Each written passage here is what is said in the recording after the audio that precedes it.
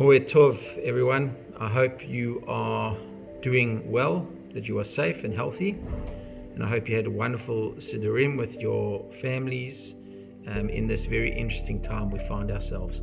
We're heading into the final stages of Pesach, and I thought I would just share a thought with you as we do that. The Torah, when speaking about Pesach, tells us that on the seventh day of Pesach should be a holy day, and all manner of work should not be done. So Pesach is a 7-day holiday, but those of us who live in the diaspora observe 8 days.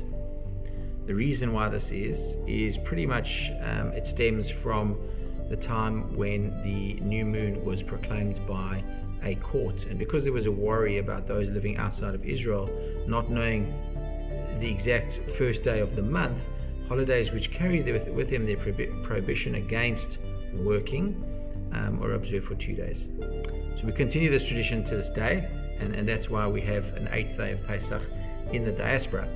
But unlike the last day of Sukkot, where there's a separate holiday, Pesach, the last day of Pesach, is not actually a separate day, it's just the conclusion of Pesach. It's for this reason that we don't recite Shehecheyanu at the lighting of our candles, and as well as Kiddush as we would for other holidays.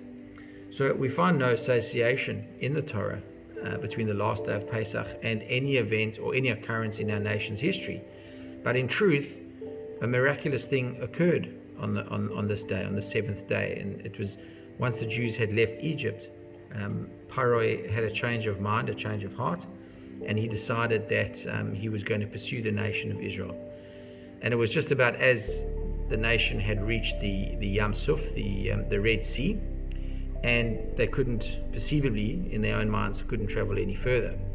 And on this day that we celebrate, the 7th day, Hashem split the sea, Kriyas Yam Suf, split the Red Sea, so that the Jews were able to cross the sea miraculously onto dry land.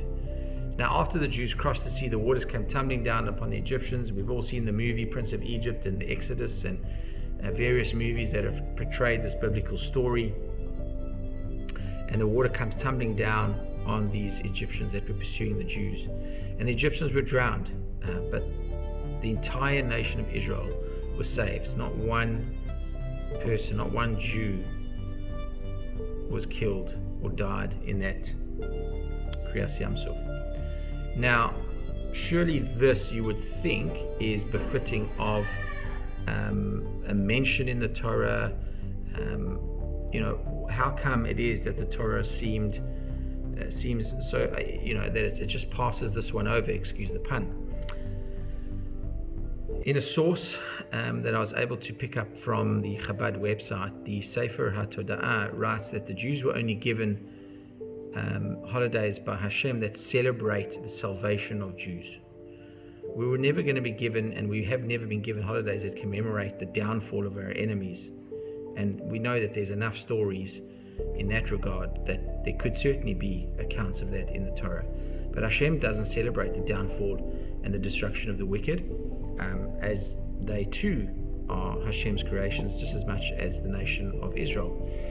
And so Klal Yisrael doesn't celebrate the downfall of enemies of the Jews or the destruction of the wicked.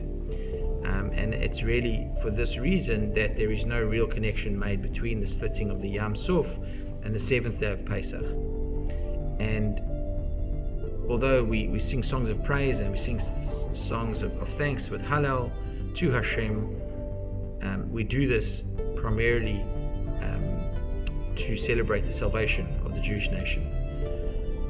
We sing Hallel on this day to Hashem just as our forefathers did, and we can and we do mark the occasion of our salvation as often as we can. However, we certainly do not make it our business to be celebrating or marking any occasion of the demise of our enemies. And so I think in times where we kind of feel like there's a lot going on, and there is a lot going on with coronavirus, and it's so unfortunate to hear the number of people that have passed away from this horrible disease, and it's Hashem there'll be a cure and some form of treatment to this COVID-19 as soon as possible. I think we need to find out what maybe some of our enemies are, and try and deal with those, either personal. And I know there's a lot of people that are struggling with a lot of things. It's very lonely. It's very difficult to be in this time.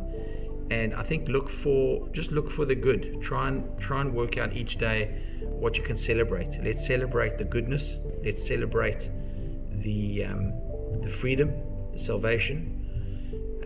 I know that it's tough, and I know that we don't feel free being isolated. But I went out to the park today, and I'm not so sure that anybody could claim isolation or a lack of freedom from what I saw today. And so, heading into these final days of Pesach, even though we are under certain restrictions, seek out the salvation, seek out the goodness, seek out the positive. Reach out. If you need anything, please give me a shout. Be in touch with our rabbi. Be in touch with any one of your friends in this shul community of South Caulfield Hebrew Congregation, or any other for that matter. And just know that we are here for you, and this will be okay. I wish you a Chag Sameach, and please God, we will be back in our shuls sooner than later.